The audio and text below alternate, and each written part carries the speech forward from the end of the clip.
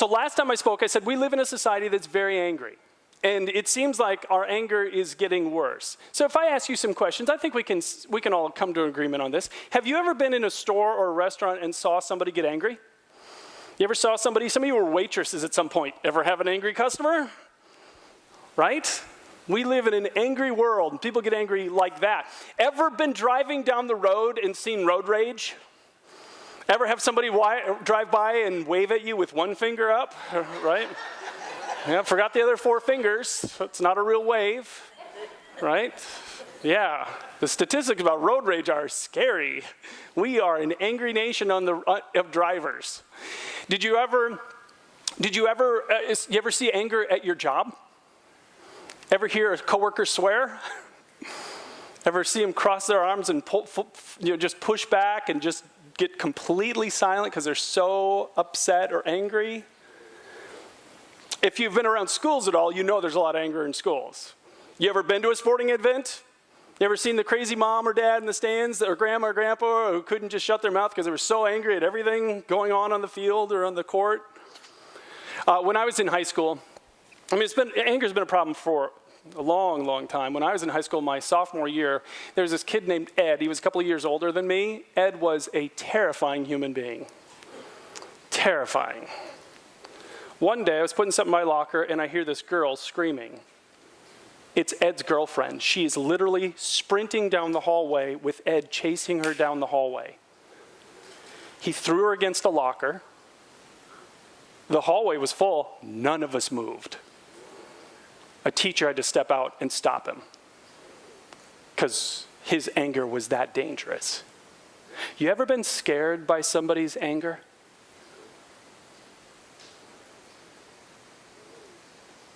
Yeah, it's really tough to deal with other people's anger.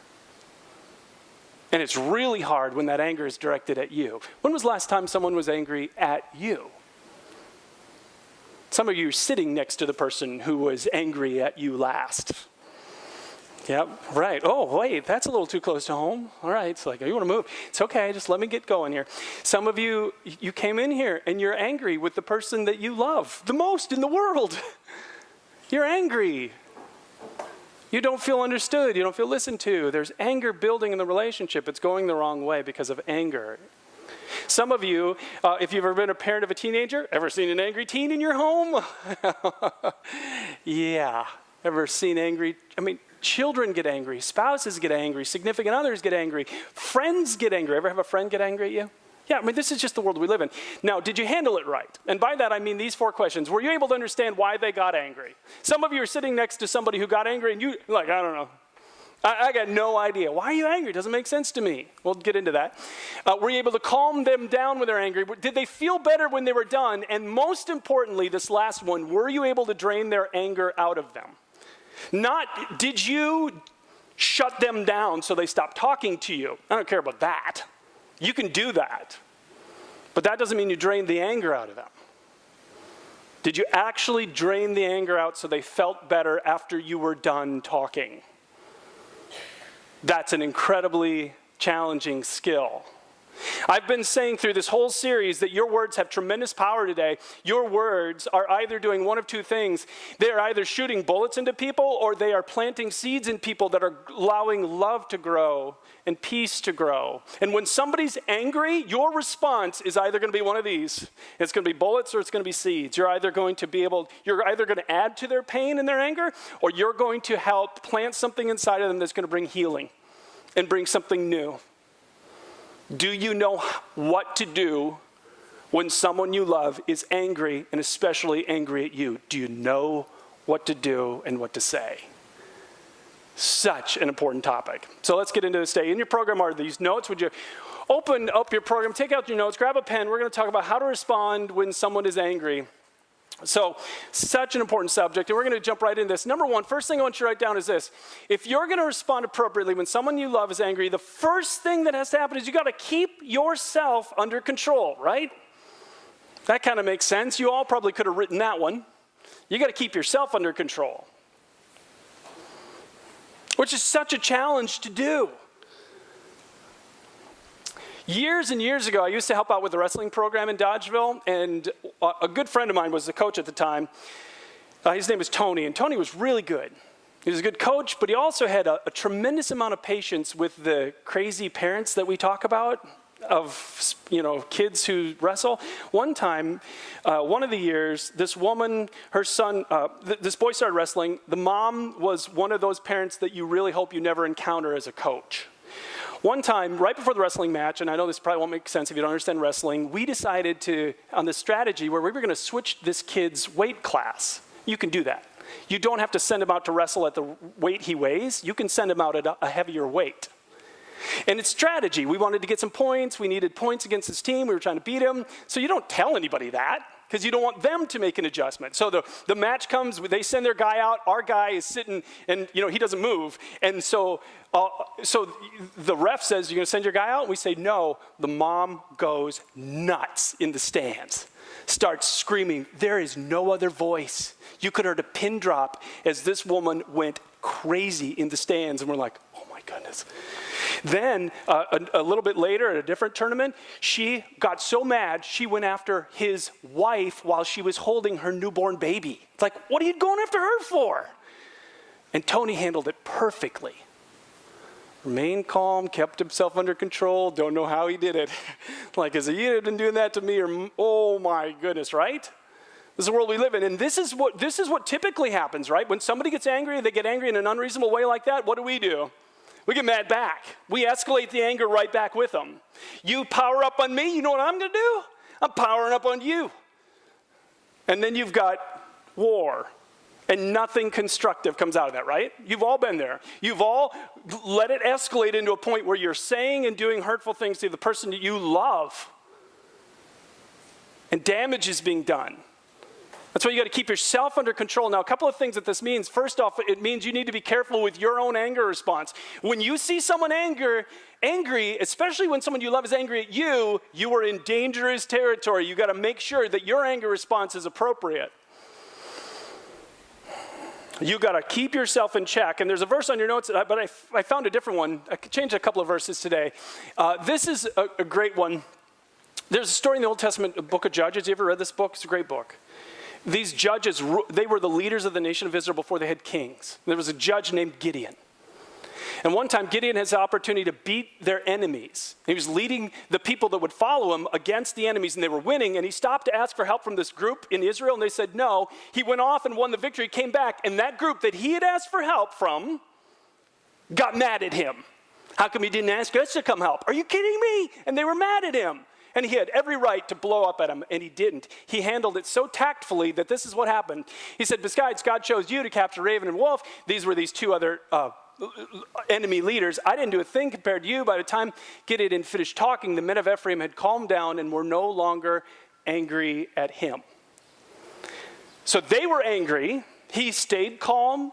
He measured his words carefully, and by the time he was done, their anger had subsided. Do you know how to do that? Now again, the first thing is you got to keep yourself in check when somebody gets angry, especially angry at you. That's really hard to do, isn't it? Now, that's what we talked about last time. So if you go to YouTube, later on this week, we'll have last week's and this week's message, or last time I spoke in this week's message up. Little mistake here. It's not up right now on YouTube, but it will be. Because some of you, this is where you need to start. You need to get your own anger under control. Because you got a short temper and short fuse, and it goes like that. You see someone else, your spouse gets angry at you, you light right up to. And so it's just only pain and destruction. One of you has to keep your anger under control. So that's the first piece of this. The second piece of this is that you have to become more gentle.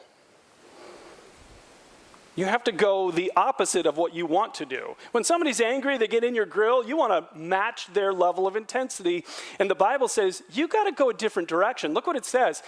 A gentle answer turns away wrath, but a harsh word stirs up anger. So what he says is, when somebody's angry at you and they come in at you, the first thing I want you to do is, under control of yourself, you step back and you become more gentle. And you become more gentle with both of those. I literally had a guy come to me once, and he said these awful, hurtful things, but he said them in the calmest voice. His tone was so gentle. Later, when I had an intervention meeting to try and deal with this, he brought that up. He said, I never raised my voice.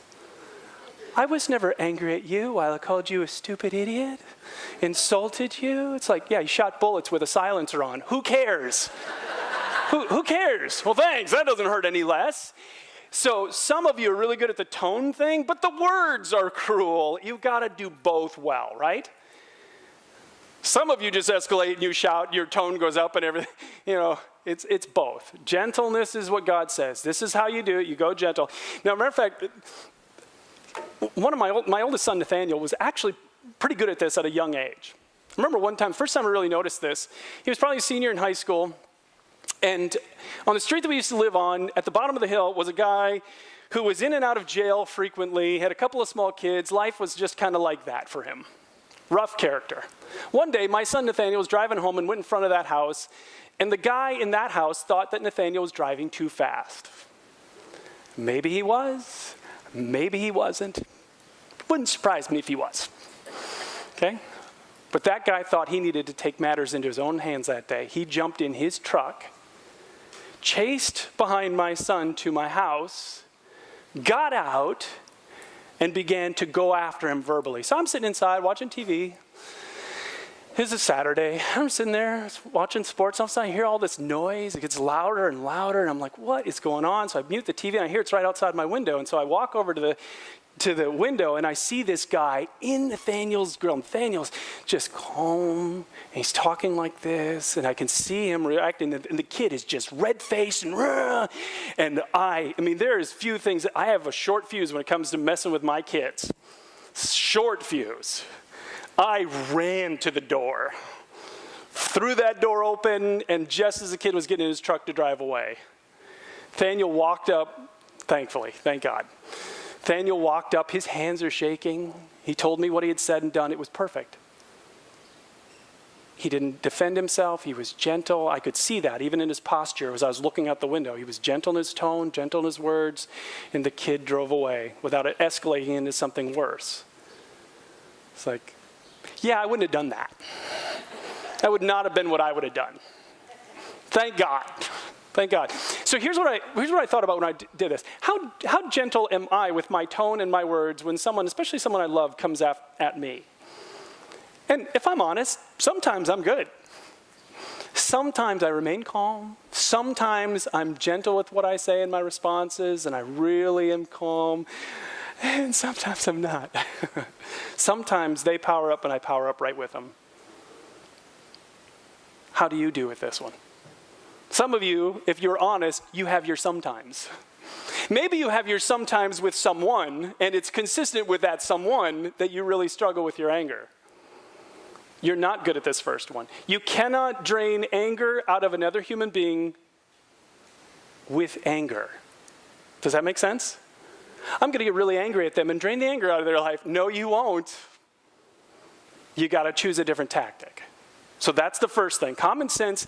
Now, let's talk about how to actually do this. Number 2, you've got to keep the right focus. So now you're in control of yourself. Now, what do you say? What do you actually say? This is where the challenge begins. Matter of fact, we're not going to get to the last point. We're not even get to letter D. If you want to scribble those out, sorry, I'm not even going to give you the content. I apologize, more than I can get through, and I really want to emphasize what to actually say when someone is angry at you. And this is the easiest message to write to get illustrations for. You want to know how many angry stories there are on the internet? We live in a world that's angry. Did you hear about this French priest? Just happened a couple of weeks ago. He was doing a child dedication, and the child was a little bit older, looks like about 2 in the picture. You can't really see it, maybe a little bit younger than that, 18 months. And the kid, obviously, sometimes when they hand the child over to the guy, no matter how nice the guy is, they scream and cry. I've had this many times. It's like, so then the mom holds him and you just do it. Well, he didn't. He tried to calm the child down. You can see him trying to calm him down, but the kid just kept screaming. I watched the video. Screaming and screaming and screaming, and the priest got more and more frustrated until finally this French priest slapped the kid across the face. In front of a whole church, mom and dad. And that's when this happened. So there's the slap on the left. The dad is to the left. You see the arm, the hand on the priest's shoulder right there? A church leader, needless to say, didn't think that was the right way to treat this child. She's grabbing for the priest. The priest pulls the kid in, and he's like, and he's smart. I'm not kidding. That's what he did. I didn't Photoshop that. He's like, I love this little kid, as I slapped him. The dad, in the last frame, you can see what he did. Ripped that kid out of that priest's arms. And here we are in Rudesill, Wisconsin, talking about something from France. Because we're all astonished at this anger, right? And his anger brought out a lot of anger. That's what happens, right? There are two major responses to people's anger, by the way. Your most common responses are going to be one of these two. When somebody gets angry at you, especially when they get angry at you, get angrier back or you get scared. Sometimes people's anger is scary. And you probably, if you think about it in your life, you probably had both responses. And then our focus shifts to all the wrong things. If somebody gets angry with me and hurts me in their anger, then I want to hurt them back. Or if somebody gets angry and I get scared, I want to run away from them. Either one is bad. Now, we talked about this last time I was here and teaching. I said this, angry outbursts make the relationship unsafe. Did that priest feel safe to the family in that moment? Nope, not safe anymore. This is why anger is such a love buster in marriage relationships or parenting relationships. If you're a short-tempered person, you are not going to have a great marriage. If you're a short-tempered person, you're going to struggle with your children. Because if you show anger regularly, your kids, your spouse, the people you love, they're not going to feel safe. We talked about this last time too. We said anger is really ultimately about control. That priest was trying to control the child by slapping them. Doesn't make sense, but neither do our angry outbursts. I'm going to get you under control by blowing up at you. It doesn't work, but it's what we do. So the right focus is here, and I want you to write this down. So the wrong focus is how do I get back at this person? How do I get away from this person? The right focus is here on your notes. What's behind their anger? Why are they getting angry? Now, I will tell you, in the case of that priest who abused that child, the right focus is get the child away from the priest, okay? So that's a pretty extreme example of anger. So I'm not thinking about that. If you're in an abusive situation, you don't need to be sitting here thinking, how can I become more gentle? Why are they this way as they hit me? Oh, no. We're not talking about abuse here. In that case, your only response is, how do I get away from this person who's abusing me? So don't think I'm talking about abuse. I'm just talking about normal anger reactions that happen in every marriage, happen in every home. That's what I'm talking about, not abusive stuff. In those situations, this is the question you ask, why are they getting angry? Now, here's what I want you to do to make this practical. I want you right now to think of somebody who's mad at you. Would you do that? Some of you are like, nobody's mad at me. What a nice life you must live. I got a list. People that are mad at me. It's not hard for me to, it's like, which one do I pick? Okay? And then picture that person and ask the question, what's behind their anger? Why are they mad at you? Have you ever stopped to ask the question? When I thought this through and did this myself, there were people in that list that I'd never stopped to ask the question. Why are they angry at me? You can't solve anyone's anger if you don't do this. Well, we said before, anger is always a secondary emotion. It's an iceberg. You've seen icebergs, you get this little piece above the water, it doesn't look too big, but there's a whole mountain underneath the water. It sinks Titanics. It sinks everything. So here's the right question. What's below the surface? If you see someone getting angry, if your spouse gets mad at you, you're only seeing the reaction. The anger is not the issue. What's going on underneath it is. Maybe you just embarrass them in front of their friends, and that's the issue. If you fight about the anger, react to the anger, you don't solve anything. You got to ask, oh my goodness, my spouse is really getting mad at me right now. My friend is really getting mad at me right now. My boss is really getting mad at me right now. What's below the surface? What's generating the anger? Are they disappointed in what I just did? Is that why they're angry at me? Are they hurt by what I just said to them? Did I just hurt them with what I said? Is that why they're angry? Are they feeling anxious about something? Are they offended?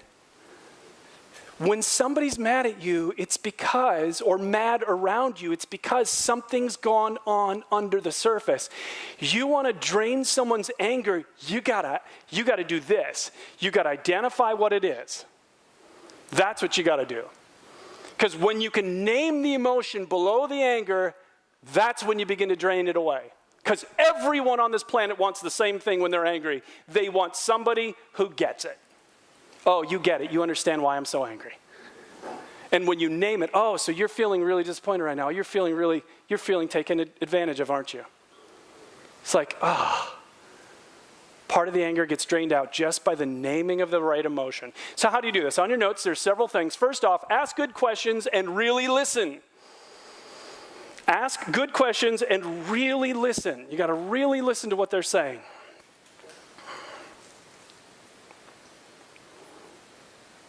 That's really interesting. When you look at the Bible and what the Bible has to say about this, there's a great verse in James chapter 1. It's often quoted in sermons like this.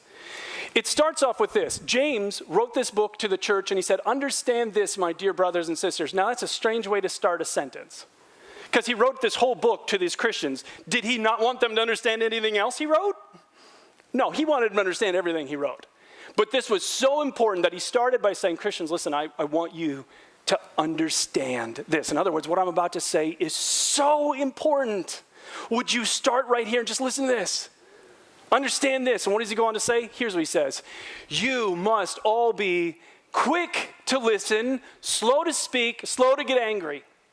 You got to have a long fuse. And when you see someone angry, the very first thing you got to do is you got to be quick to listen, not respond. Some of you have that reversed. You are slow to listen and very quick to fix everything that's gone wrong in their life. So this is what happens in homes all across America every single day. Your teenage daughter comes home from school and she's really angry. She's really frustrated because everyone else around her seems to be getting a date for prom except her. And she comes in with this anger and she slams her book bag down and she slams the fridge door shut as she gets something out of that. And you are sitting there watching this, and what do? Well, you go, well, I wonder why my teenage daughter is frustrated right now. I'm going to dig into this iceberg and see if I can identify what the emotion is below this anger. No! Maybe we ask and maybe they tell us, and then what do? We fix it, don't we? Well, have you asked Joey? I know he really likes you too. What about that boy you were going to ask last time? I don't understand. We try and fix it. We try and make him feel better. And then if not, we send them to their room and they go there anyway because they don't want to be around you right now. You didn't make their anger better. You made their anger worse. It's a very common scenario. Why? Because when they're angry, we want them to feel better. And so we forget everything that the Bible says. It's like, understand this. Be quick to listen.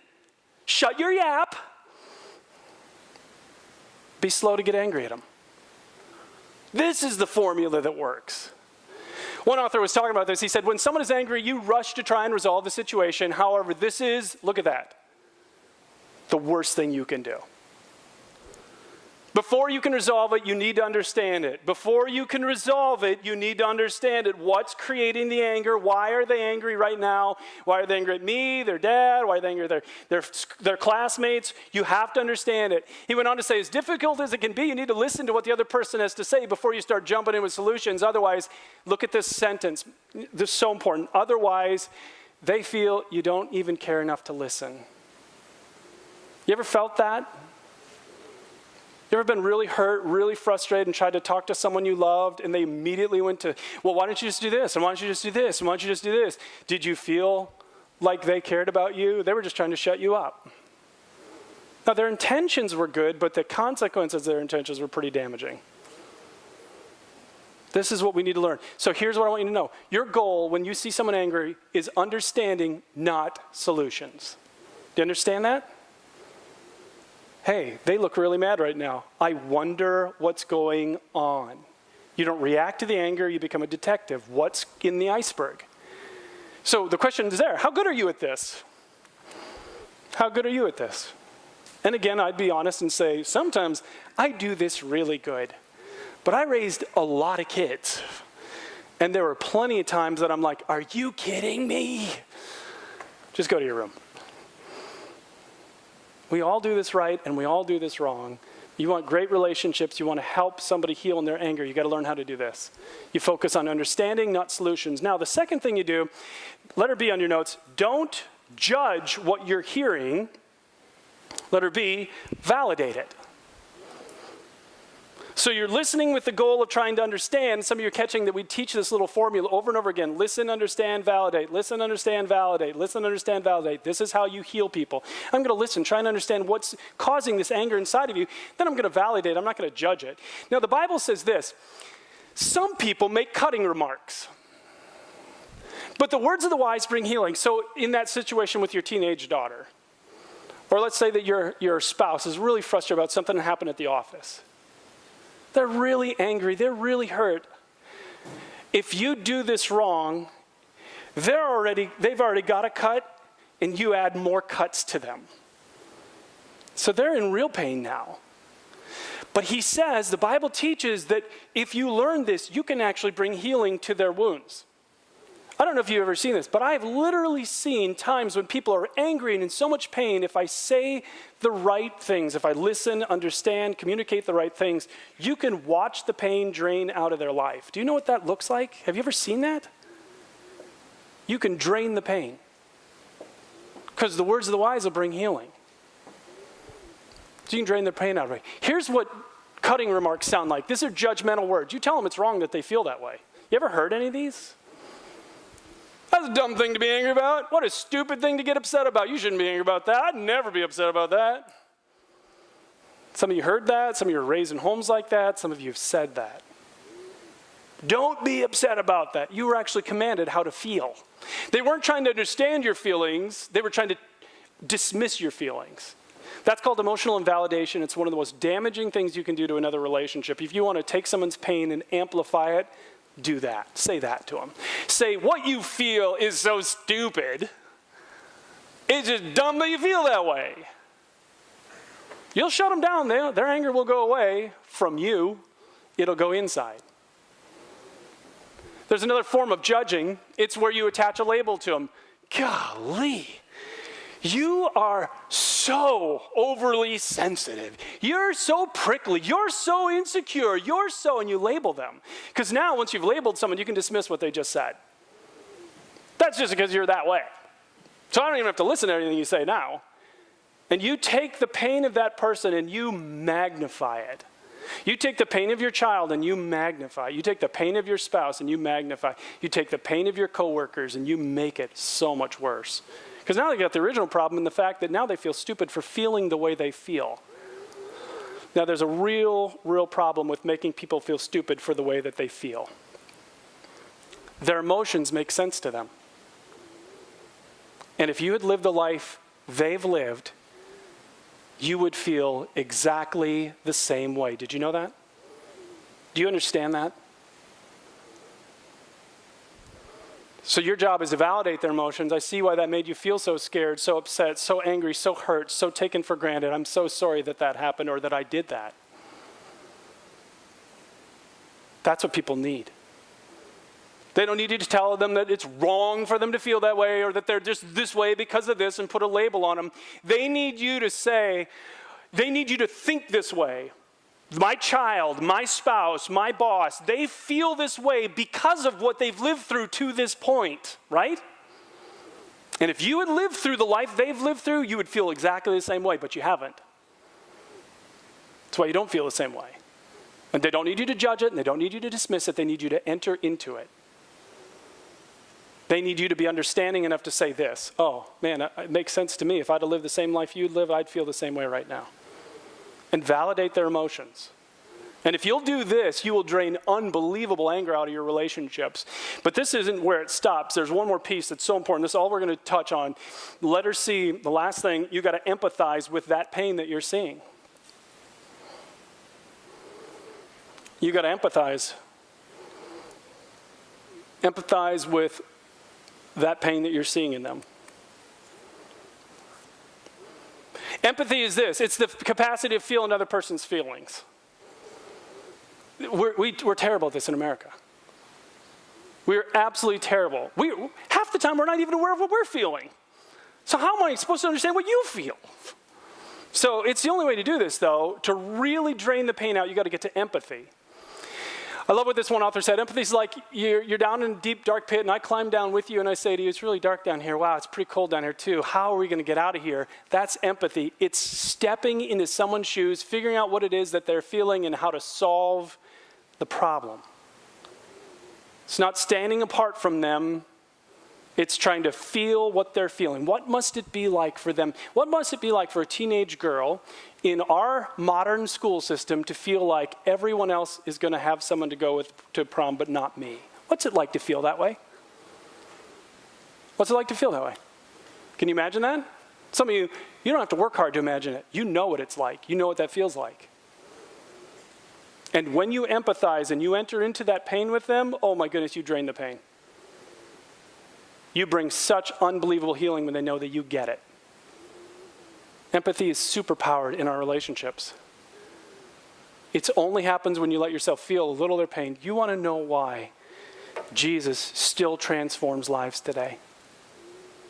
You want to know why his ministry was so powerful, why he did the things he did. If you read the books of Matthew, Mark, Luke, and John, you will see a God, Jesus, God the Son, running around healing people and feeding people and taking care of people. You want to know why? It's because he didn't just come here with his head fully engaged. He came here with his heart fully engaged, and he felt some of what they felt. One time he was standing there on this mound, and there were all these people gathered around him, and he looked and he saw the people. Like I can look and see you. You could turn around and look and see the people around you. But he didn't just look with physical eyes. It says this. He said, when he saw the crowds, and this is more than just seeing their physical outward appearance, he saw what was in their hearts. He had compassion on them. Why? Because they were harassed, and they were helpless, and they were like sheep without a shepherd. Do you know what sheep without a shepherd are? They're lost. They don't know where to go for anything. They don't know where to go for shelter. They can't fight for themselves. Do you know what it's like to feel helpless? Do you know what it's like to feel lost? To feel like you have no idea what the right next move is for your life?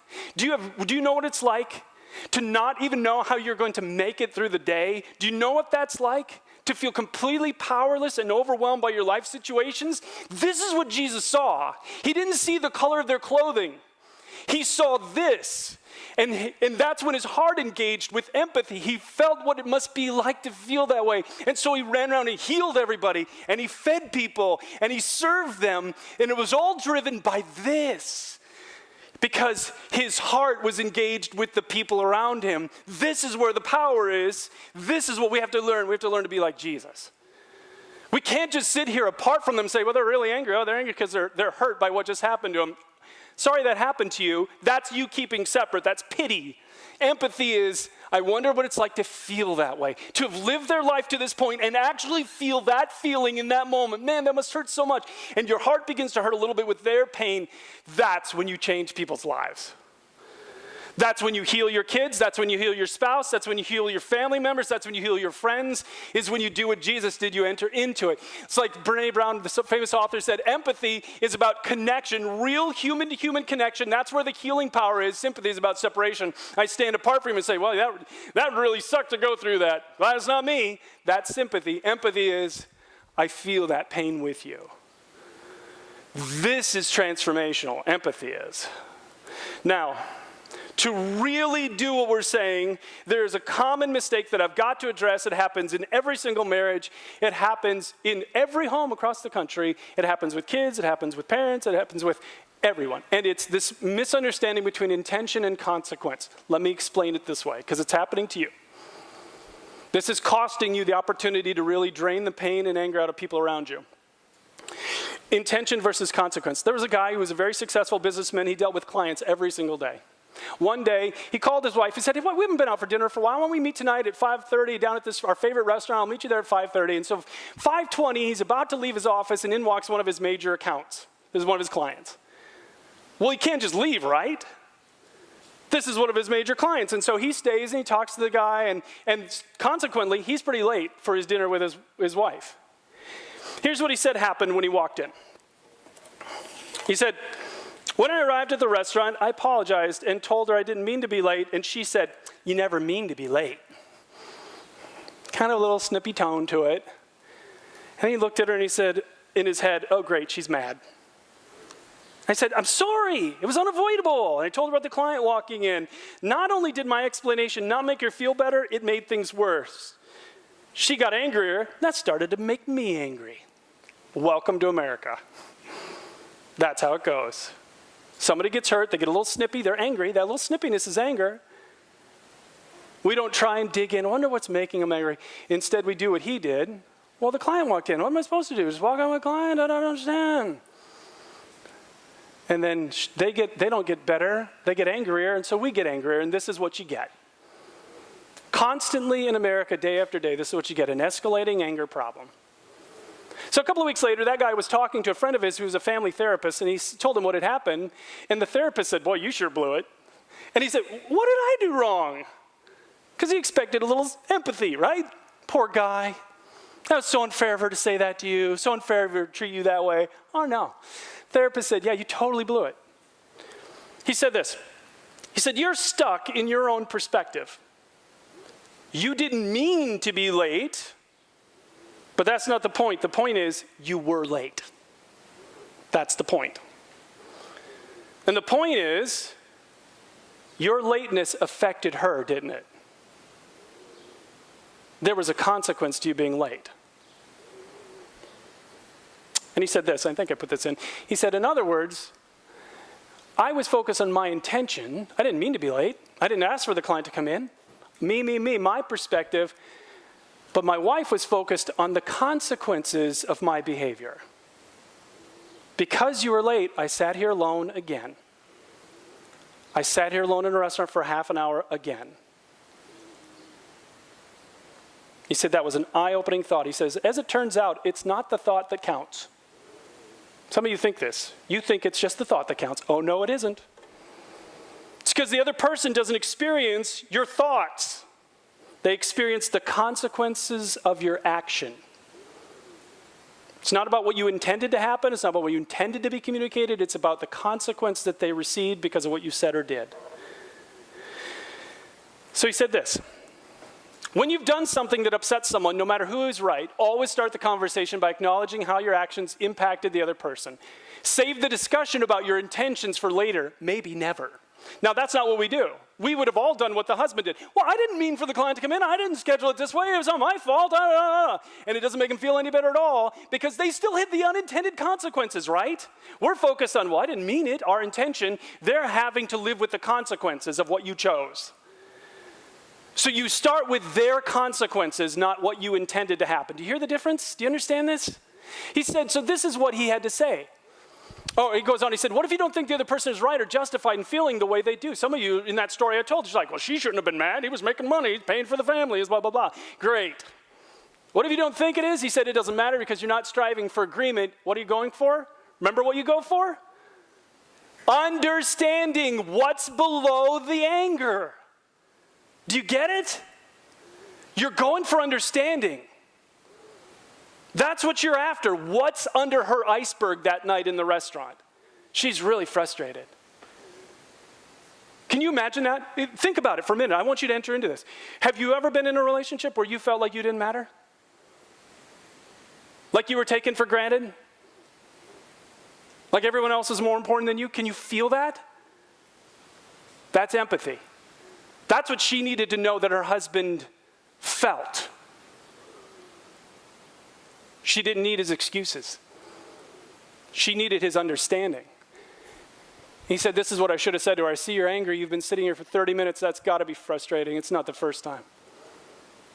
I can see how it seems like I think being with a client gives me permission to be late.